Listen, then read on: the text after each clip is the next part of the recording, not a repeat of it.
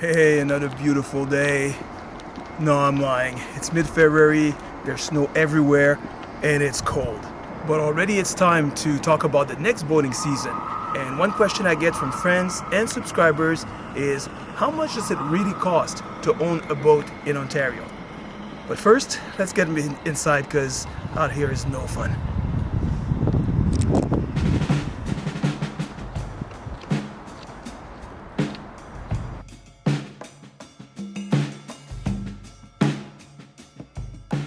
Hey guys, thank you for being back on the channel. It is a cold day in February, but we're here and we're going to talk about next season. We are talking today about the true cost of ownership of a boat in Toronto, Ontario.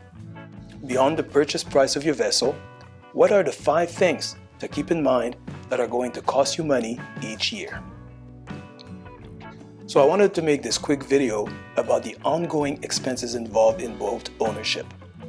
Things have changed a lot since the pandemic, since the controversial closure of Ontario Place Marina, and so on. So if boat ownership is something that you're curious about, or you want to compare with what your costs are wherever you are boating, make sure to watch all the way to the end. Also, help me out by subscribing to the channel and putting your questions or feedback in the comment section below.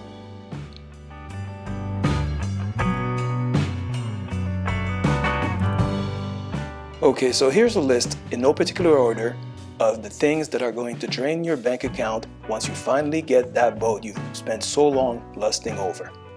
Keep in mind all figures are approximate, and in this case based on a 30-foot long vessel.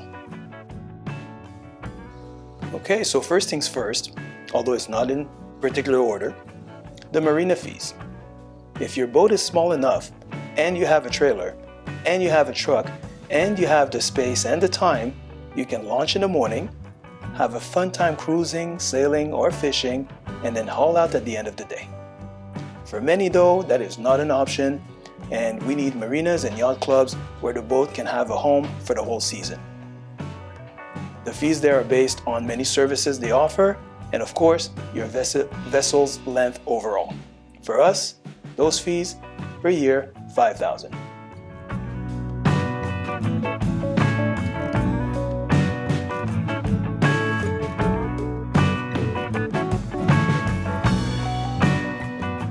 Second item, winter storage.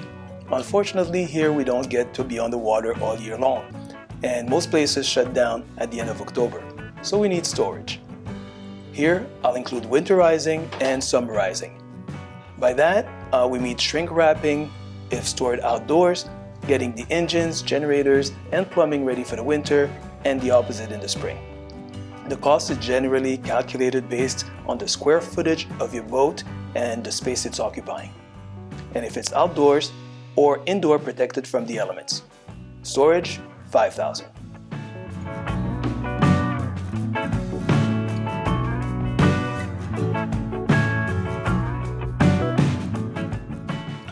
Next item, insurance. Hopefully you never actually need it, but you must have it. Most marinas and yacht clubs require $2 million coverage.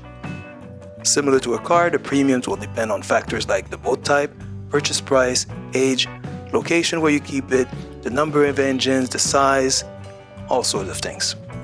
I don't think there are 2 boats that are very same in our marina, so that amount is going to vary a lot, of course. For us, insurance, $2,000.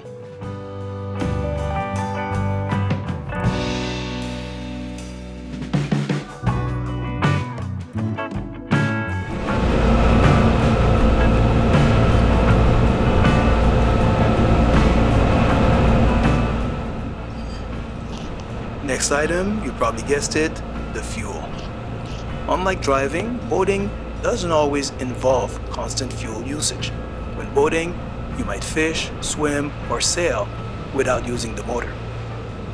Some stick to the nearby lake, some others go on multi-day trip, so depending on the type of boater you are, this is another amount that will vary greatly.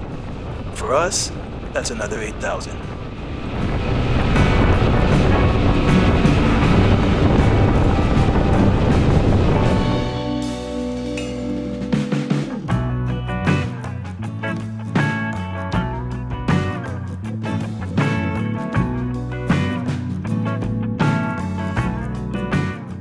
One of the more popular acronym for boat is break out another 1,000.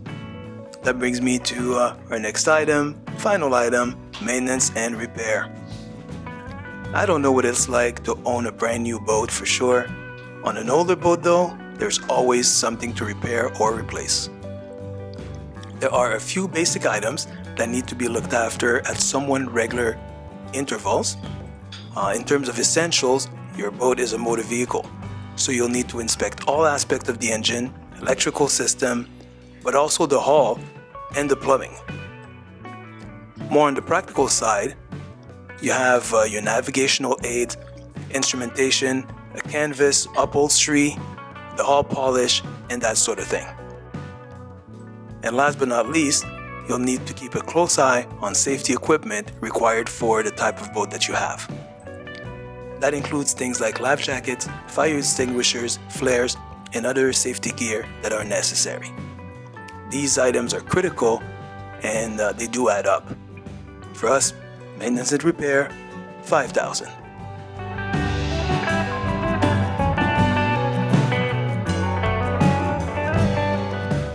So this is it, guys. If you're thinking of buying a boat and you want to figure out the true cost of ownership, these are the things to keep in mind. Number one, find a boat in your price range that will suit the body of water near you and the activities that you're planning to enjoy. Number two, very important, find out what call regs means. Number three, add up your estimate of these costs that we talked about earlier that you'll need to be ready for in addition to the price of purchasing the boat.